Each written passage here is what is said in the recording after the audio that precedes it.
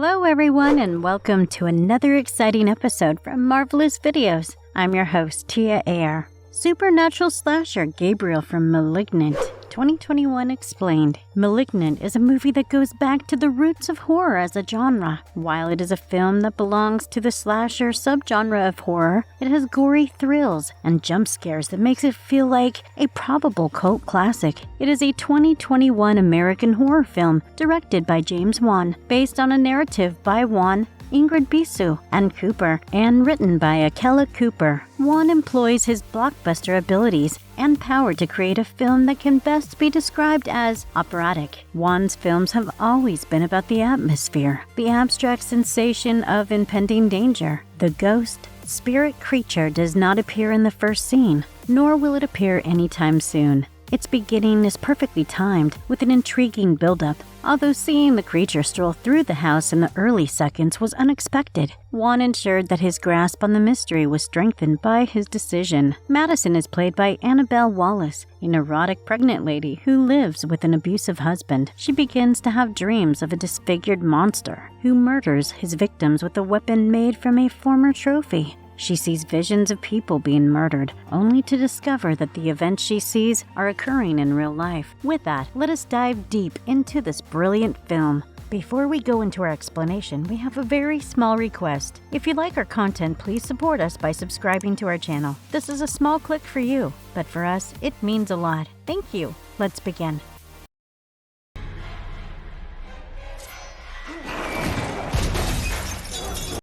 A new vision of terror, Malignant 2021. Malignant begins 27 years before the chronology in which the tale unfolds at the Simeon Research Hospital, a gothic-looking hospital. Obviously, it is a dark and stormy night, which honestly you see a lot while watching this movie, and a group of staff members, nurses, and doctors are all working feverishly to solve the mystery of Gabriel, a mysterious patient. It was like he was consuming the electricity and commanding the machinery, exclaims a character, scared and ranting about someone named Gabriel. That line appears less than 5 minutes into Malignant, and it merely gives you a sense of how insane this will get. During the recording, he loses control and murders a large number of the hospital staff. After seeing the bloodbath, Dr. Florence Weaver says it's time to cut the cancer and the screen goes black. It's time. We cut out the cancer. We come to the present day, in Seattle, where a pregnant Madison comes home tired due to the pregnancy. Her abusive husband Derek decides that this is the perfect time to get into an argument with her and blames her for her prior miscarriages. He then loses control and pushes Madison roughly against the wall. Her skull hits the wall, causing her to bleed profusely. After this, she locks herself into the bedroom and falls asleep. While she's asleep, she dreams about the hairy, deformed killer who descends on the young couple, snapping Derek's neck. Madison subsequently wakes up to find Derek's body after dreaming about a man breaking into their home and killing him severely. Madison is attacked by the killer, who is still in the house, sending her hurtling through the air once more, making things even creepier. Madison wakes up in the hospital the following day to learn from her sister Sydney that her unborn child did not survive the attack. I'm so sorry, Maddie. They couldn't save her. And after being questioned by the police investigator, Kekoa Shaw, and his partner Regina Moss, like every character in a haunted house movie, Maddie refuses to leave her eerie old murder mansion, despite the fact that the lights keep flickering, and she's seen a ghoulish looming figure strolling around the dusty place. She reveals to Sydney how she was adopted when she was 8 and craved having a blood relation with someone. Sydney, I'm adopted. While this is happening, our long-haired killer kidnaps a tour guide at the Seattle Underground. The Seattle Underground is actually an actual tour, and it is open to the public so fans can definitely go and take a look at it. The heart-pounding scenes of Maddie's night alone at home starts becoming something more as other murder victims appear seemingly at random around town. She starts having visions of people getting murdered. Madison sees Dr. Weaver is being murdered by the killer in a dream, but she's unable to move. Shaw and Moss, the investigating detectives, initially thought that Maddie had killed her husband. He beat her?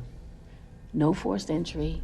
an abusive husband. But when Dr. Weaver is found murdered in a similar fashion, they rule out the possibility. They discover a photo of a girl who was her patient at Weaver's house. Shaw asks a colleague to age the photograph while Maddie starts getting visions of the killings as they happen. In a state similar to sleep paralysis, she is able to observe the killer's activities. Every time that it happens, her surroundings melt into the location of the person being murdered. Madison gets another vision, this time of Dr. Fields being brutally murdered just like Weaver. After seeing the killer of both her husband and Dr. Weaver murdering Dr. Fields, Madison and her sister approach the police. The police obviously don't believe that she is having visions of people getting murdered in real time. Madison is contacted by the killer, and when she is at the police station and reveals himself to be Gabriel, Madison's imaginary friend from childhood. During the scene where she is on the phone with Gabriel in the bathroom, the camera is angled so the back of Madison's head can be seen in a mirror, giving the impression that we are seeing her and Gabriel at the same time. Throughout their conversation, once Madison and her sister leave, Shaw discovers that the girl in the photo is Madison and her real name is Emily May. Meanwhile, Madison and her sister go to visit Jean, their mother, to learn more about Gabriel, and they start to unearth the horrific truth of her background as her link to the killer begins to wear her down. Madison finds out that Gabriel was not an imagined buddy, but a real person she communicated with as a youngster. With this new information, Shaw discovers a link between the doctors and Madison at the precinct, leading him to Dr. Gregory's death and an encounter with a gruesome-looking killer. In order to access Madison's memory, the investigators recruit the service of a cognitive hypnotherapist. Madison recalls her birth name, Emily May, and Gabriel's desire for her to murder her pregnant sister. She was on the verge of doing it, but she managed to stop herself. Regina believes that Maddie did it, and she blames her imaginary friend instead. Just then, the kidnapped woman falls from her home's attic, exposing that Gabriel was residing there. However, the police believe her to be the killer. The woman who was kidnapped turns out to be Madison's biological mother, Serena May. Since Maddie is too far gone under Gabriel's influence and cannot defend herself, Sydney sets out to find the truth, which leads her to a long-closed children's psychiatric facility, Simeon Hospital, where amazingly nothing bad happens to her. Gabriel, she discovers, is Emily's twin brother, who resides in her body as an extreme version of a teratoma. Is a parasitic twin sharing her brain and spinal cord. Gabriel is a teratoma, according to Dr. Weaver. Interestingly, in Greek, the prefix terat, terato, and teres all indicate monster, and the suffix oma means tumor. So maybe Gabriel was right when he called himself a monster. Gabriel appeared as a half-formed youngster facing out of Emily's back during Emily's childhood. Dr. Weaver had operated on Emily and was able to remove the tumor in its entirety, except a portion of the brain, as it has to be too dangerous to her life to function to remove it. Since then, he had been inactive, but he awoke when Derek pushed her and her head hit the wall. When Gabriel takes control of Madison's body, his face appears from the back of her skull and operates her entire body backward, explaining the killer's odd body movements, upside-down fingerprints at his crime scenes. He gains complete control of Madison's body after being provoked by fellow convicts in the lockup. It is a gruesome scene where her arms turn around and she peels the back of her skull, revealing Gabriel's deformed face. He violently kills all the inmates and then runs to the precinct to get his weapons and clock. He murders almost the entire precinct with superhuman strength and agility, attacks Shaw and Regina, and then flees. It comes as no surprise to see him headed towards the hospital where Serena is recovering from her captivity, making it easy for Sydney and Shaw to track him down. Gabriel attacks the two of them. Madison is highly distressed, watching the entire thing as she can do nothing but watch people around her get hurt as she stands there paralyzed. Sydney decides to try and talk to the paralyzed Madison because even if she's not in control of her body, she can still hear and observe things. She convinces Madison that Gabriel is the reason for her miscarriages because he was feeding off her fetuses. This evokes something inside of Madison, and she wakes up, reclaims control of her body, and sends both Gabriel and herself to a black mindscape enraged. She locks an irate Gabriel in a cell and tells him she'll be ready when he promises to escape one day. Madison now is completely in control of her body and back in the hospital, lifts the hospital bed, pinning Sydney to the wall. claiming if Gabriel could use her body to do these inhuman tasks, then she could do it when she was conscious too. She assures Sydney that she will always love her as a sister even though they are not blood relatives. Serena smiles as the two embrace each other, making it seem like a beautiful and sweet ending, until you hear the dim hum of the electric bulb in the room as the electricity is associated with Gabriel strikes.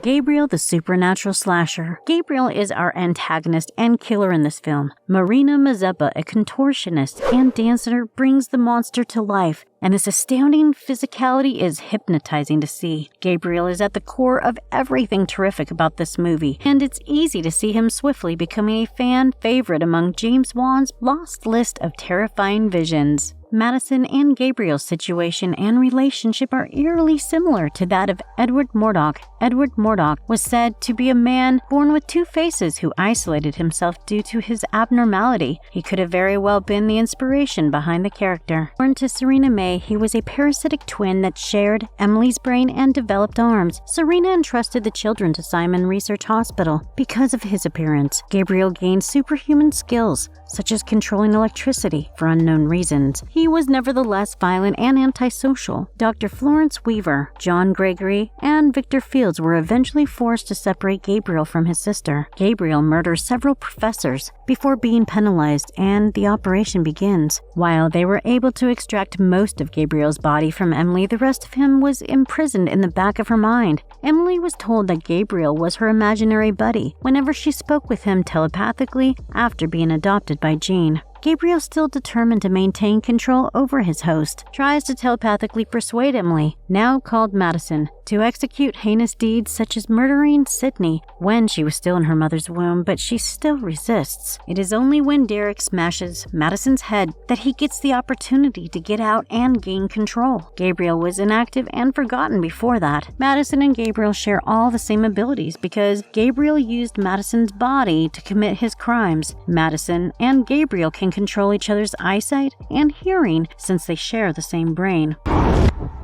Did you forget? We share the same brain. Gabriel can also take Madison's body and utilize it for himself because they share the same brain. Only Gabriel, though, is capable of entirely using them. Gabriel has the ability to manipulate and control electrical energy. He can use an electromagnetic pulse, EMP, to blow light bulbs, shatter electronic locks, and even speed up a pacemaker to the point where it overheats and explodes in a man's heart and chest, as well as operate other machinery. Gabriel can't speak because he lacks vocal cords, so he uses phones and radios to broadcast his thoughts as radio waves, since they are a type of electromagnetic radiation. Despite Madison's small stature, Gabriel is a formidable opponent. With his bare hands, he can kick through brick walls, create compound fractures with a swipe, and rip clean through a human's torso. Gabriel was able to murder several people with his raw power, even as a toddler. Gabriel's power may be related to his ability to switch off the human body's limiters,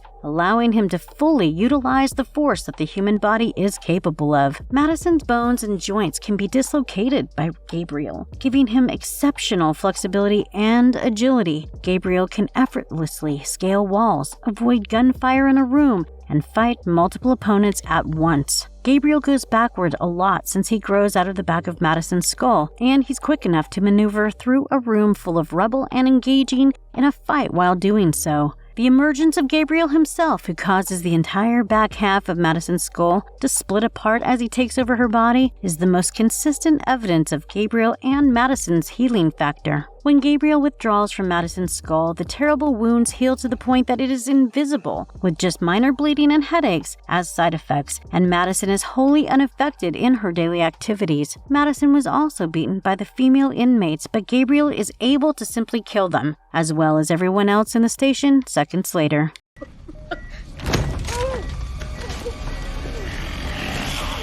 Will there be a Malignant 2? Since the highly publicized premiere of the first film, both spectators and critics speculated about the possibility of a sequel. In initial interviews about the film, Wan stated that he was not opposed to turning it into a horror series, but that is not his original objective with the first picture. Wan compared Malignant to his infamous 2000 film Saw, saying that he originally planned it to be a single film until it fared phenomenally well in theaters and spawned a multi-layered series, implying that the same may happen with Malignant. Fans of the original film have already expressed their desires for a sequel. That prospect is closer than ever before, thanks to the confirmations of official discussions between the director and the star given to us. Furthermore, given the film's favorable reception, a sequel would only make sense to executives. Personally speaking, sequels tend to not be as good as the first movie, but in Wan's hands, a sequel could be just a good watch. Thank you and have a wonderful day. Once again, thank you for joining us for another amazing video from Marvelous Videos. I'm your host, Tia Ayer. Have a great day.